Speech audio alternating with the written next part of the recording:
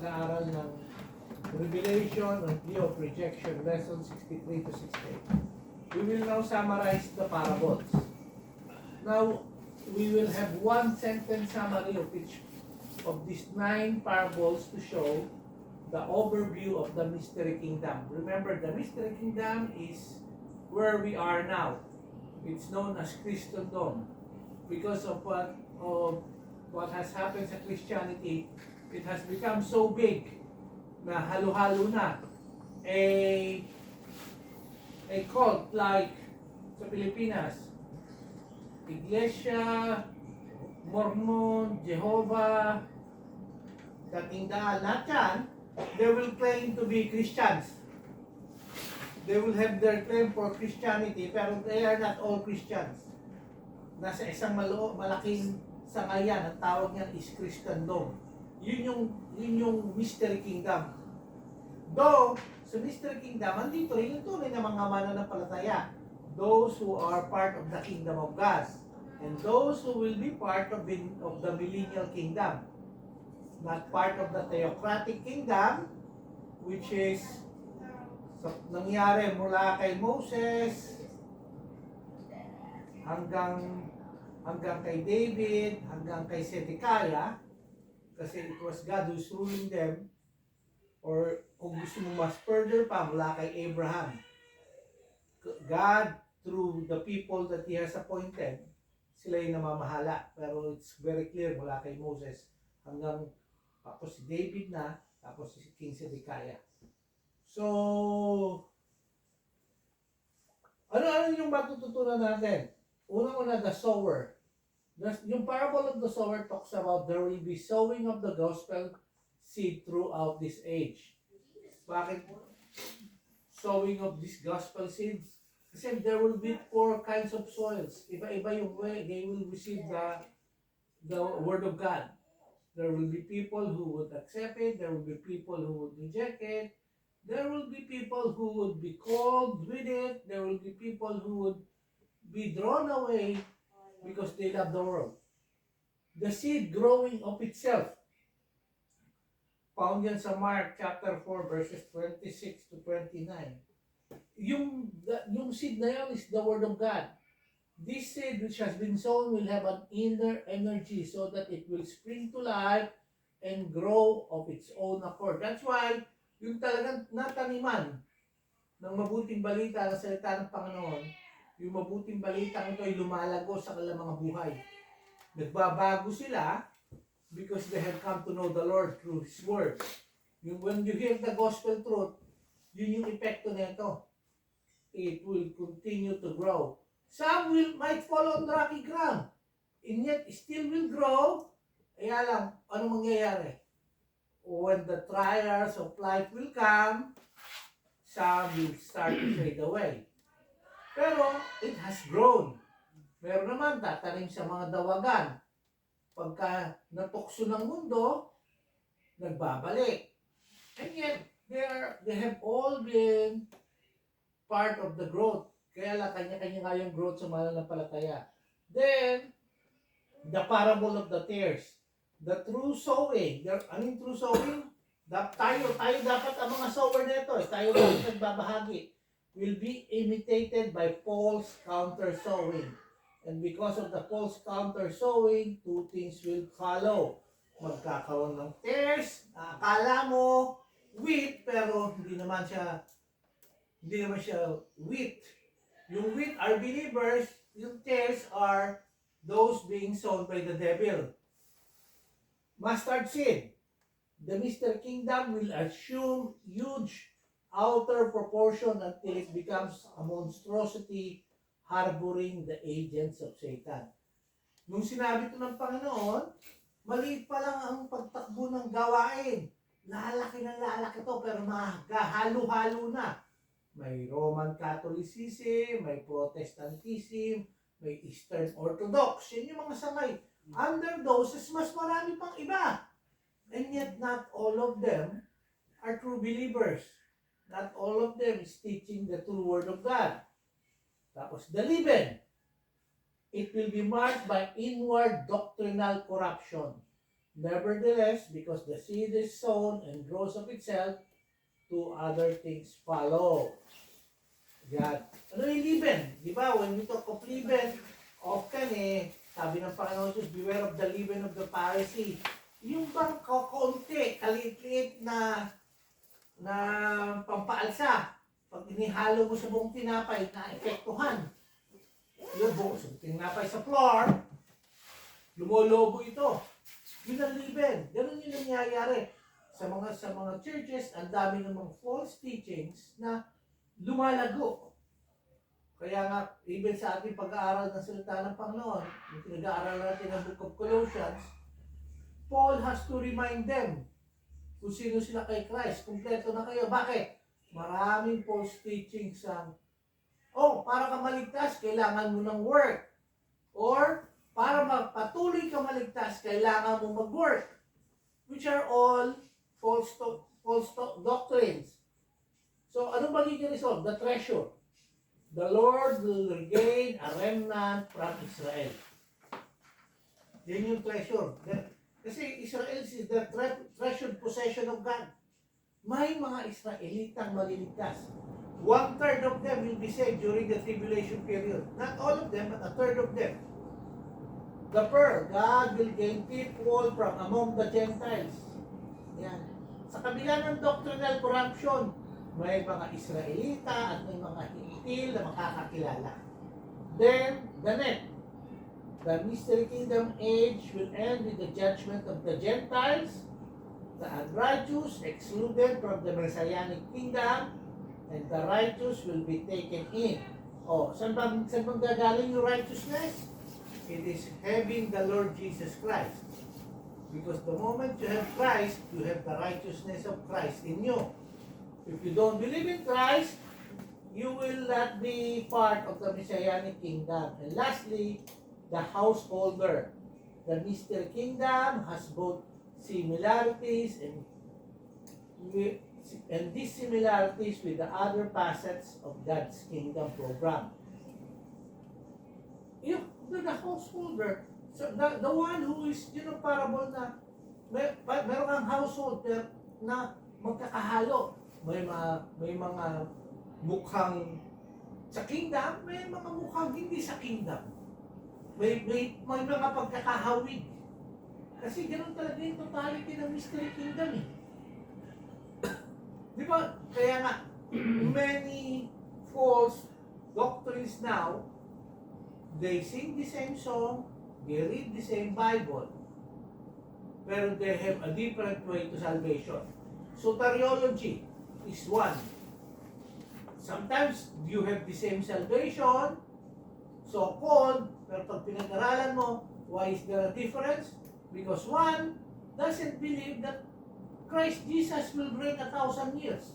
They believe that He is reigning now. A millennialist. May mga preterist. Pero kala mo katulad mo sila, pero hindi. Yan yun. That's the mystery kingdom. Akala mo Kristiyano, hindi naman pala. Okay? So, distinction between the mystery kingdom and other facets of God's kingdom program. Let's see how the mystery kingdom is distinct from each other four facets. It is not the same as the universal or eternal kingdom because the mystery kingdom is limited in time. Ano yung time ng mystery kingdom? From the rejection of the Lord Jesus Christ until the acceptance of Jesus Christ as the Messiah, and therefore it is not eternal. Sino mag-accept that Jesus is the Messiah? When the Jewish nation. Kaya yung Jewish history parating kabahagi ng takbo ng Kristyanismo. Nung nag-reject sila sa Panginoon, bahagi ng parusa sa kanila, nawala sila sa mapa. Ngayon, nakabalik na sila sa mapa, malapit na nilang kilalanin ng Panginoong Hesus as their Messiah. Hindi pa siya nangyayari, pero meron ng mga Messianic Jews. Marami ng mga Hudyong nakakakilala, pero minority sila. And the mystery kingdom is not universal because it is limited to earth only. universal or eternal kingdom, ang mananampalataya, kabahagi dyan. Tayo yung kasama dyan. Hindi tayo dito kasi ang timeline yan is when the Messiah was rejected, nag-start ang Messianic kingdom. Kailan dapat i-accept ng mga Jews si Jesus Christ as the Messiah. Number 2, it's not the same as the spiritual kingdom because the spiritual kingdom consists of believers only. Kasama tayo dyan. Kasama tayo sa eternal, universal, kasama tayo sa spiritual. From Adam until the end of human history. But this kingdom, the mystery kingdom, has both believers and unbelievers in it. Yung spiritual kingdom, manangamana ng palataya lang. It's not the same as the theocratic kingdom, which was God's rule over Israel only. Mystery kingdom is not limited to one nation. The nation of Israel, but has both Jews and Gentiles in it. It's not the same as the Messianic kingdom because the Messianic kingdom does not qualify to be a mystery. There are 4 more details about the Messianic kingdom in the Old Testament than in the New Testament. But the mystery kingdom qualifies to be a mystery. It is not revealed anywhere in the Old Testament. Okay? Yun yung mga pagkakaiba niya sa 4 other kingdom facets. Nor is the mystery kingdom the same as the church. The church is part of the mystery kingdom. We are here now. It is the wheat segment. Tayo yung wheat. The rest are tares. Aling gagawin sa tares pagkatapos mag-ani? The angels would bind them and they will throw them to the fire. Tayo, we will be with the Lord forever. The believing segment of the mystery kingdom, but it's not equivalent to the mystery kingdom, which is more extensive than the church. Conclusion. So with these points, Jesus introduced a new facet of God's kingdom program that will come into being because of the nature of the unpardonable sin. Naalala niyo pa ba yung unpardonable sin? The moment the Jews said, the Lord Jesus Christ has the spirit of Beelzebul, then the Lord has declared that unpardonable sin. It's blasphemy against the Holy Spirit. Kasi sabihan mo ba naman yung spirit yung kumikilos sa Panginoong Jesus espiritu ni Beelzebul? And you're against the Holy Spirit. May Beelzebul or Beelzebub? Halo-halo, depende ka nga. May Beelzebul, may Beelzebub. Boom, walang boom! Walang Beelzebub! Bulaga na yan nasa isip mo. Okay? Power over nature. Lesson 65. Open nyo yung Bible sa Matthew 8:18. Basahin natin. Mark 4:35 to 42. Tsaka Luke 8:22 to 25. Open your Bibles. Kanya-kanya. May isa, kay sis Lani sa Tagalog, yung Mark 4:35 to 42. Mark 4:35 to 42.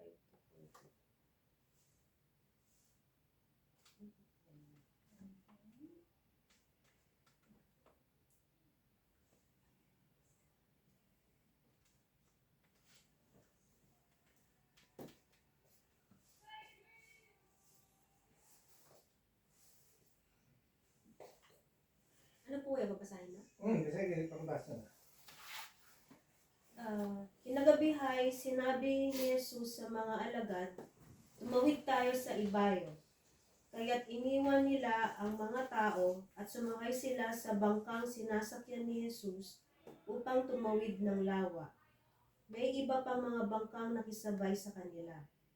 Habang naglalayag, inabot sila ng malakas na bagyo, kaya't ang bangkang sinasakyan nila'y hinampas ng malalaking alon at ito'y halos mapuno na ng tubig. Si Jesus ay natutulog noon sa may pulihan ng bangka. Nakahilig sa isang unan. Ginising siya ng mga alagad at sinabi, Guro, Baliwala ba sa inyo yung mapahamak kami? Bumangon si Jesus at sinaway ang hangin. Tigil, at sinabi sa lawa, tumahimik ka.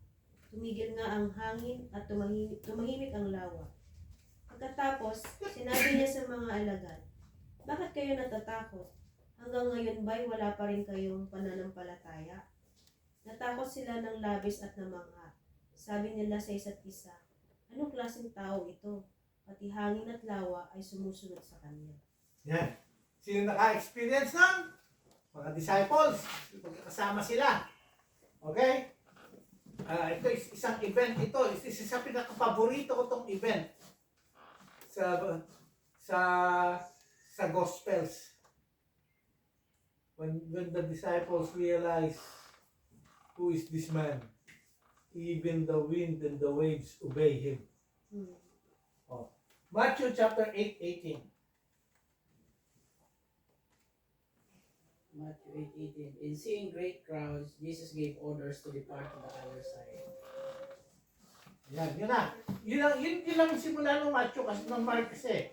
They were to depart going to the other side. Di ba? Yun ang simula nun eh. On the same day, when the evening has come, he said to them, let's cross over the other side. Okay? Luke 8:22 to 25. Luke 8:22 to 25. Isang araw, sumakay sa isang bangka si Jesus at ang kanyang mga alagad. Sinabi niya sa kanila, tumawid tayo sa ibayo at ganoon nga ang ginawa nila. Nang sila'y naglalayag na, nakatulog si Jesus. Bumukso ang isang malakas na unos at ang bangka ay pinasok ng tubig. Kaya't sila'y nanganib na lumubog. Nilapitan siya ng mga alagad at ginising. Panginoon, Panginoon, mamamatay tayo, sabi nila. Bumangon si Jesus at sinaway ang hangin at malalaking alon. Tumahimik ang mga ito at bumuti ang panahon. Pagkatapos sinabi niya, nasaan ang inyong pananampalataya? Ngunit sila'y natakot at namangha, sinabi nila isa't isa, sino kaya ito? Inuurusan niya pati ang hangin at tubig at sinusunod naman siya ng mga ito. So pares, almost same ang account. Sa Matthew, pagka pinagpatuloy mo yung Matthew 8:18 hanggang 18 to 27, yan din yung account. Okay. Brother, pabasa in lesson. In lesson 64, in response to his rejection by the leaders of Israel, we saw Jesus announcing a new purpose of the kingdom of God, the mystery kingdom. And in the beginning with this lesson, we will see that the miracles he performed from this point on will illustrate his new policy concerning his miracles and teaching. He changes the focus of his teaching. No longer is he addressing the Israel, the nation. Now he begins to teach the disciples to depend on him. And his miracles are part of the teaching. Di ba pansin nyo? Pagka pinag-aralan niyo yung hindi na siya nagsasalita sa malaking crowd. Nasa boat sila, sino lang kasama niya sa boat? Kanyang mga alagad. And they were all saying, we are perishing, mamamatay tayo. Pero ang Panginoong Jesus, he was just sleeping. Pansin niyo ba yung contrast ng event? Yung mga disciples, natataranta na, tandaan nyo, karamihan ng kanyang disciples, mga sanay, mga isda, mga fisherman to eh. So sanay sila sa unos ng dagat. And yet, yung event na to, they know they're about to die. Malakas talaga. And yet the Lord was there sleeping. Ang ganda nung pagkakabasa ni Sis Lani sa Tagalog. Nakasandal pa daw sa unan. Di ba? So, relax ang Panginoon. Okay.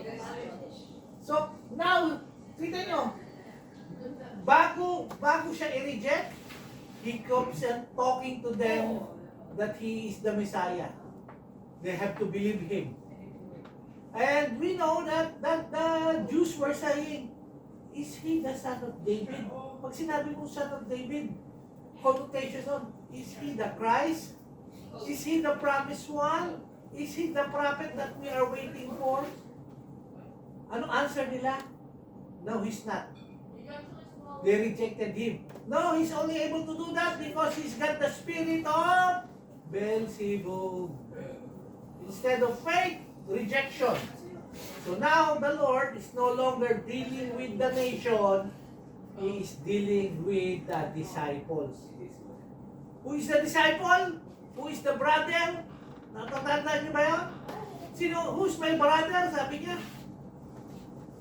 Then he stretched out his arms towards the disciple and said, "These are my brothers." Why? Because they are the ones who believe in him. Okay? Ito na yung binasa natin. Ano yun? On that day. Sige. Sis Malu, nababasa mo ba? On that day, first of all, notice how Mark begins. On that day when evening came, the same day that has been around since his rejection. It has been a very long day, and he is finally alone with his apostles. What happens? Then what happens? As they are going across the Sea of Galilee, there arose a great storm on the sea, and the waves were beating against the boat and washing over it, and they were in danger. And the extremity of the situation is at the end of Luke's account in verse 23. They began to be swamped and to be in danger. Their lives are now at stake. As for the Messiah, he wasn't being shaken at all by these events. Mark verse 38 says he was just down in the stern of the boat, asleep on a cushion. Di ba? Yan. Yung pagka pinag-aralan mo, yung talagang they began to be swamped and to be in danger. Yung pagkakabase sa Tagalog yung boat is na Papasukan na ng tubig. napapasukan na ng tubig. Okay? Pero ang Panginoon, chill lang. Chill lang. You know?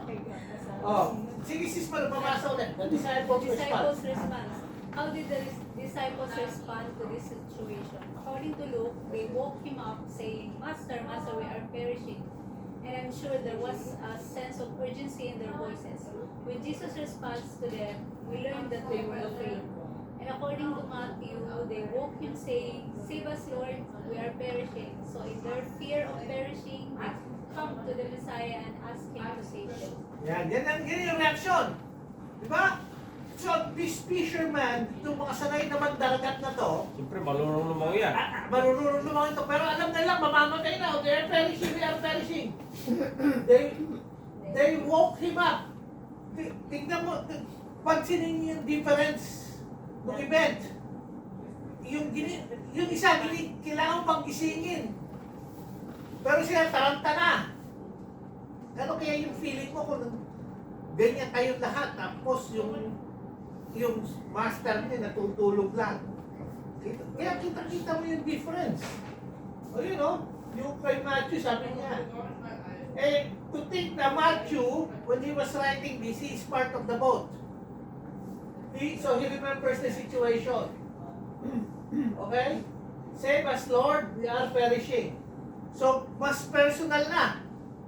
Save us, kasi kabahagi si Matthew, we are. Mamatay na kami, Lord.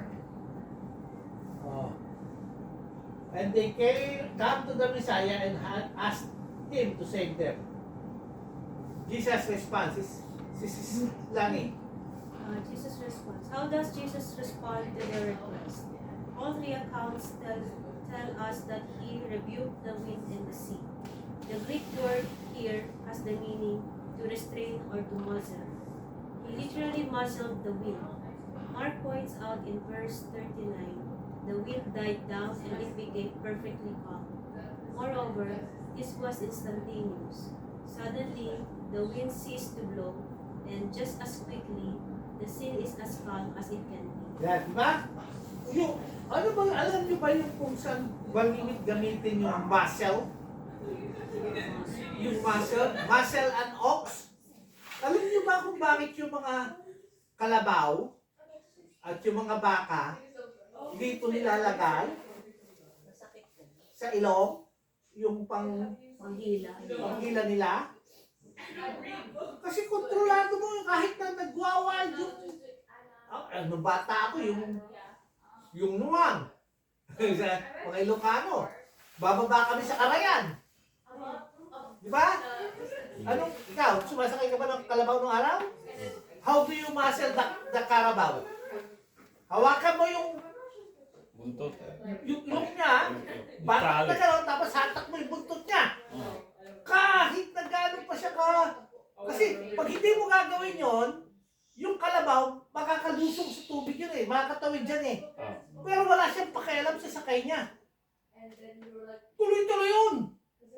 Ikaw na sakay, pag hindi mo ginanon, hindi mo siya nirestrain, ihahangis ka ng kalabaw, wala siyang pakialam sa'yo. Pero pag ginanon mo siya, sa muscle dito, tapos yung buntot, hawak mo, kala mo yung kalabaw, dahan-dahan yung bababa sa palusong na ganun. Hanggang sa mapunta sa patag. Tapos saka mo siya i-release ngayon. Okay, cambio. Buntot, saka yung musong ganun. Yun ang muscle. Ganun ang ginawa ng Panginoon sa waves, sa the way. Hinawakan niya ganun, parang nirestrain niya. Nung ginawa niya yun, ganun yung Greek meaning, ha? To restrain or to muscle. Talagang, hinawakan niya ganun. Tumigil ka. Yeah, Mark pointed out in the verse, the wind died down and it became perfectly calm. Hindi yung Literal. ay, siyempre, when you think about it, kasi ngayon yung Greek term yan, pero when you think about it, hindi naman literal na ginanon ng Panginoon, kundi gaganon lang naman ng Panginoon yun eh. Kumpas ng niya. Sa kumpas lang yun. Katulad ba ng pakikipagdigma ng mga kalaban ng Panginoon sa pagbalik niya? Hindi naman porky nakasakay siya sa white horse na ano eh, yung with the sword in his mouth, hindi naman ibig sabihin na kakailanganin niya panusod eh. With his word, mawawala na lahat. Sa salita niya lang. When he created the world, he was just, let there be. He was just talking it into existence. Hindi kailangan gagawin ko to. Hindi. He was talking the world into existence. Ano?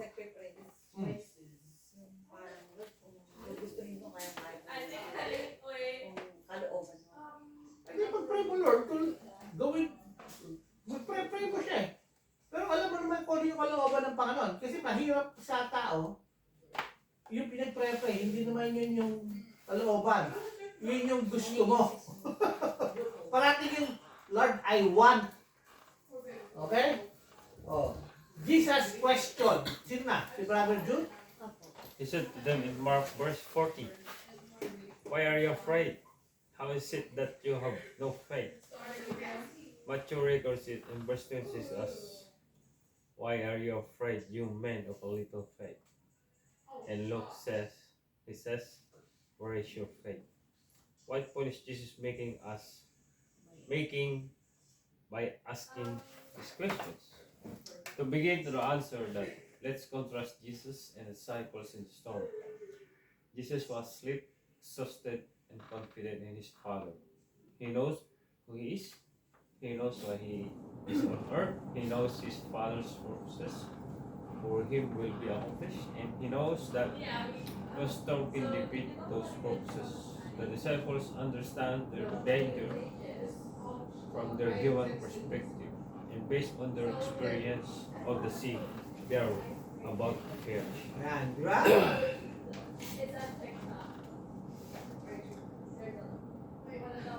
Si Brother Joel, what do you know of Jesus?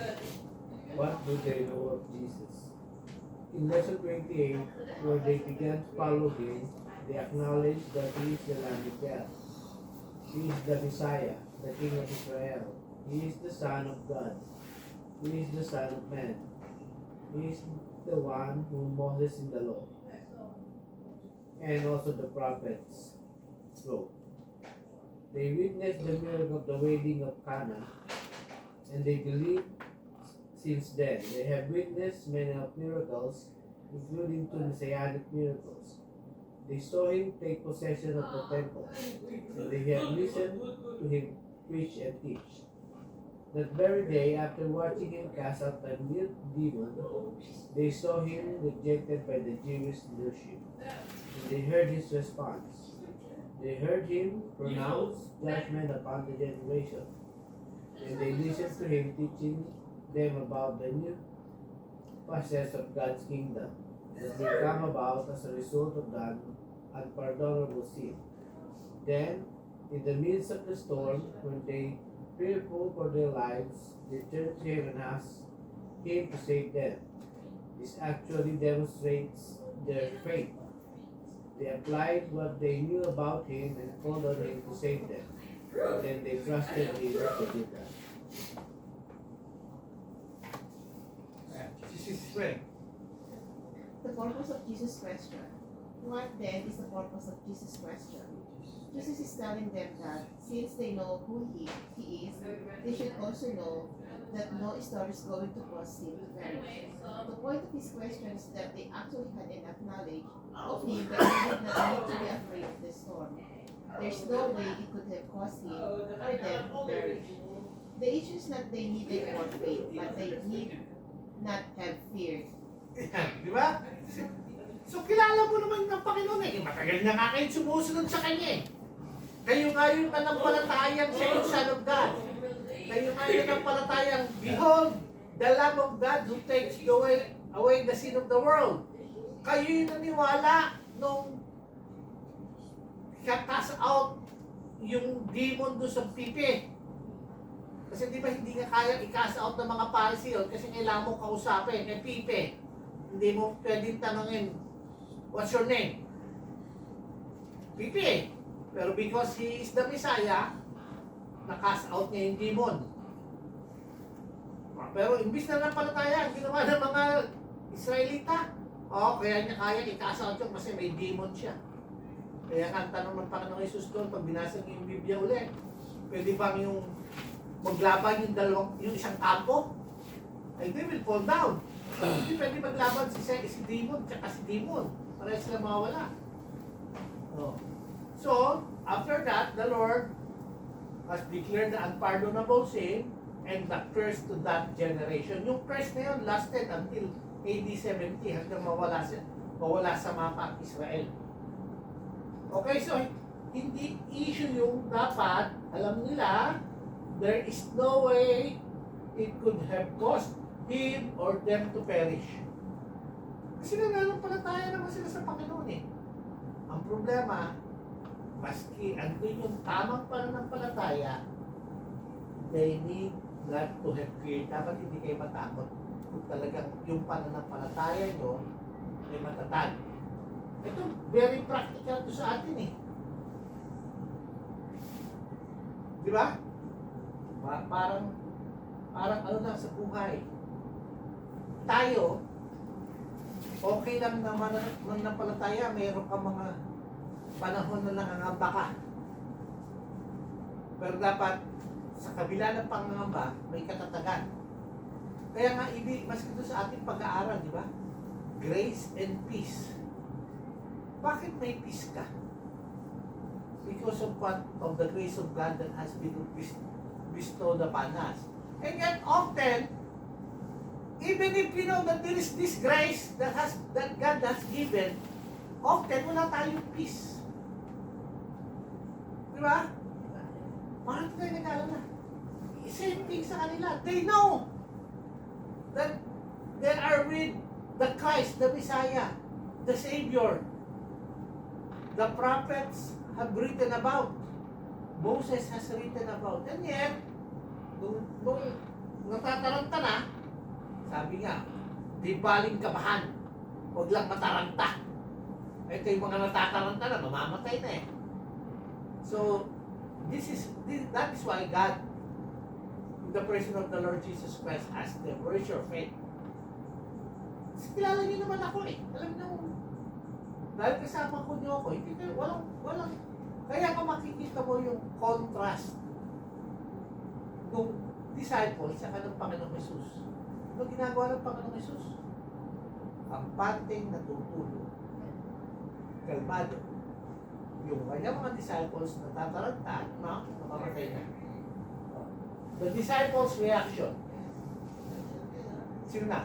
Ikaw na. The disciples, how did the disciples respond to the miracle in question? We are told they responded with fear and amazement. However, this fear is a different kind of fear from the fear they had in the storm, and the different Greek word is used. In the storm, the word was belos, meaning fear in the sense of being timid or cowardly. Now, the word in phobos, meaning fear, terror, reverence, respect, honor. It includes the idea of astonishment and amazement. So yung fear, nung nagsisimula yung storm, sa Greek, delios. Meaning, talagang natatakot ka, nagiging coward ka na. Natutuwag ka na.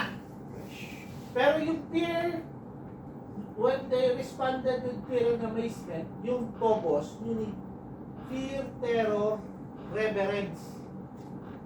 Nagkaroon na sila ng ibang klase itong kasama natin talaga. Siya talaga ang Mesiyas. Yung bang Kasi you become, you start to honor Him in fear. Actually, ito yung when the writer of Proverbs say the fear of the Lord is the beginning of wisdom. The moment you realize who your God is, that is the time you start to have wisdom in living. Yun yung saying ng word na phobos. Habang nakikilala mo ang Panginoon, nagiging mas, yung fear sa kanya is no longer yung fear na being coward or not having peace, but this is having the assurance. This is truly God worthy to worship. Reverence nga respect and honor. Sige. Masama. Tapusin mo na yan. In response to the miracle, they were in awe of God. They recognized that God is the one who worked the miracle. This contrasts with the response of the Pharisees who explained these miracles as the work of Satan. The lesson learned by the disciples. What did the disciples learn from this event? Even the winds and the sea obey Him. With this miracle, Jesus teaches them that He has power and authority over nature. They also learned that God will bring about His purpose. Okay? 9:15. May baso pa. Napipikit na si Brother Joel. Napipikit na rin ako. Sakay na to. Kasi alas 5 pa lang, magigising na kami. Kaya pumapasok na maaga. Hindi na talaga tumatanda. Pero bata pa si Brother Joel. Ako. Hindi ko ma-off na nagising. Oo. 5 o'clock siya, nagigising na ako ngayon eh. Kaya, Kasi naman alas 8:30 nakatiga ka na. yun pala, mas mati pala yung maaga matulog. Kasi sanay. Ito, alas 11 na tutulog. Inaantay yung pumasok eh. 11:30, gigising alas 3. Mas kaya pala, kaya hindi nakakapagtakang talaga mapapagano si Brother Joel. Kaya ako mahaba-haba na yung tinutulog ko. Napapagano Hindi na pa ako ako. nakaalis, di yan natutulog. Talaga mahal na mahal ka. Tatanood pa ako niya, kala mo hindi marunong mag-drive. Natin ko yan? Ay, tatanawin pa ako. Nagulat na ako. Kung wala siya pasok, hatid ako. Yeah. Pero hatid ang tanaw. Yan lang muna tayo ngayon. Para makapag-isip tayo na mabuti. Kasi matulog na. But still, Hindi na pumapasok sa Sabi ko lupang nga. katawan.